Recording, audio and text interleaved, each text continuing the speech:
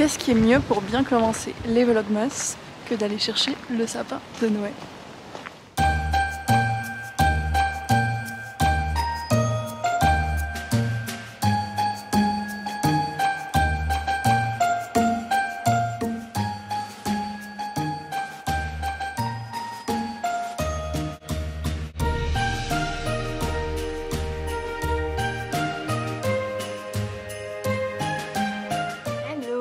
On est le 30 novembre et cette année j'ai décidé de commencer les vlogmas un petit peu en avance parce que je trouve que c'est un peu comme triste, mais pas triste, mais genre on a toujours envie d'avoir les vlogmas qui commencent le 1er décembre, d'avoir une vidéo à regarder le 1er décembre. En tout cas moi ça manque toujours de pas avoir cette vidéo là le 1er décembre pour participer comme à mon espèce de countdown jusqu'à Noël. Donc j'ai décidé cette année que j'allais vous faire une vidéo que vous pourrez voir le 1er décembre. Donc ça va être une vidéo assez courte, mais j'espère qu'elle vous plaira vu que ça va être le moment de monter notre sapin. On allait le chercher et là on va le décorer et je pense que ça va vraiment nous mettre dans l'ambiance de Noël. Bon, je dis ça, mais avec une amie on a déjà regardé 2 films de Noël. On a regardé le Polar Express, le Pôle Express, le train qui va au pôle Nord, qui était un dessin animé que j'avais vu quand j'avais je pense 12-13 ans, que j'avais adoré. Là je dois dire qu'en le regardant plus vieille, au niveau des dessins j'ai l'impression de regarder un peu les Sims. Voilà, mais l'histoire est vraiment chouette. Et puis on a regardé une nouveauté de Netflix qui est Un château pour Noël et j'ai trop aimé. Déjà c'est un peu une héroïne différente parce qu'elle est plus âgée, c'est une mère qui a divorcé, qui a une enfant adulte, c'est une autrice à succès. Et suite à un scandale, en fait, dans son dernier livre, elle va partir en Écosse, s'isoler dans un petit village d'Écosse et découvrir un château dont elle va tomber amoureuse. Puis il y a un duc qui vient avec le château. Voilà. Mais j'ai trouvé vraiment que ça sortait un petit peu de certains des clichés, pas tous, là c'est quand même une comédie de Noël, c'était vraiment original, puis bien sûr l'Écosse. J'aurais pu réserver mon ticket pour y aller, quoi, ça donnait tellement envie. Donc si vous cherchez une petite comédie romance de Noël, ça là je vous la recommande vraiment. Sinon on est le 30 novembre, oui, mais j'ai quand même commencé une de mes lectures du Cold Winter Challenge, vu que c'est sûr que j'aurai pas fini d'ici demain. Et donc ça va compter. J'ai attaqué Paradict, donc ça c'est de la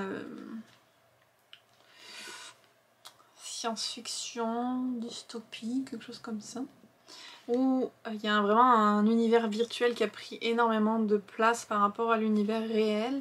Et on va suivre un enquêteur qui enquête sur un meurtre qui a eu lieu. Et donc ça va un peu venir mêler le monde réel, le monde virtuel, la politique autour de tout ça. Et en principe j'aime bien les livres où le monde virtuel a une grande place, de voir en fait comment l'évolution ou la dérive des jeux vidéo, de l'internet, tout ça qu'on utilise, le côté technologique, j'aime beaucoup voir comment ça évolue dans les livres. Donc j'ai à peine lu une 20aine de pages, je suis pas très loin, mais je vais essayer de le continuer là. Mais d'abord, on va aller faire le sapin.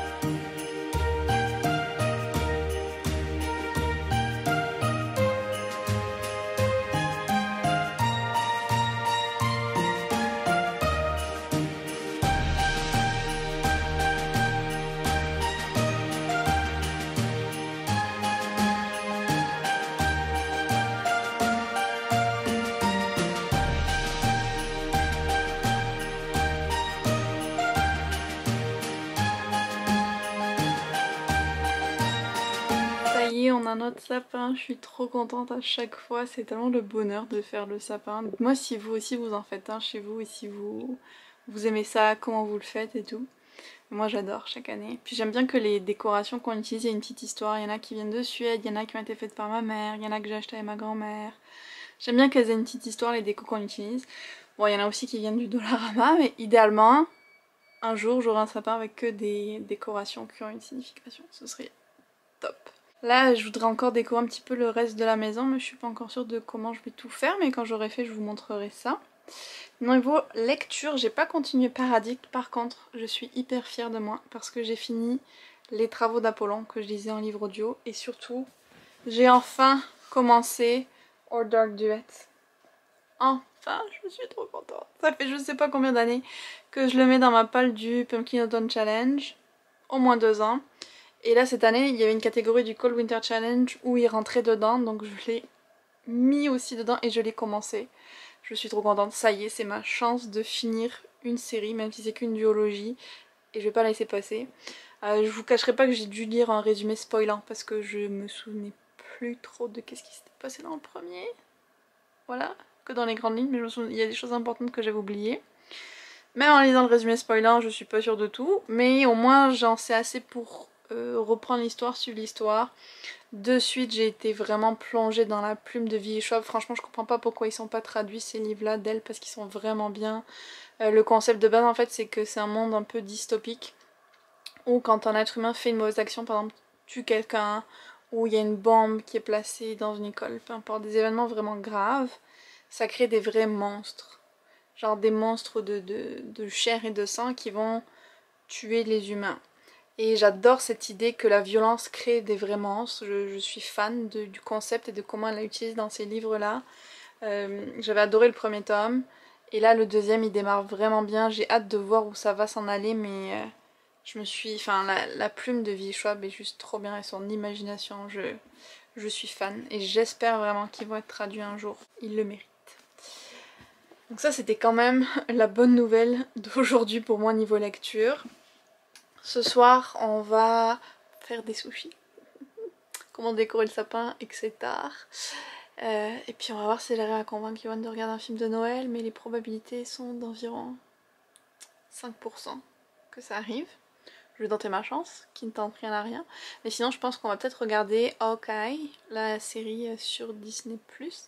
On a regardé le premier épisode, on n'avait pas trop d'attentes ou d'espoir, mais au final c'était beaucoup mieux que ce qu'on pensait. Genre on a préféré au Winter Soldier.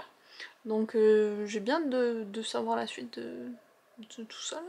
C'est vraiment un... Hawkeye, c'est pas le héros, disons, qui captivait le plus les foules dans les Avengers. Mais là, avec la nouvelle héroïne qui l'accompagne, c'est quand même assez intéressant. Donc, film de Noël, Hawkeye, on va voir. On va voir si Yoann se laisse convaincre ou pas.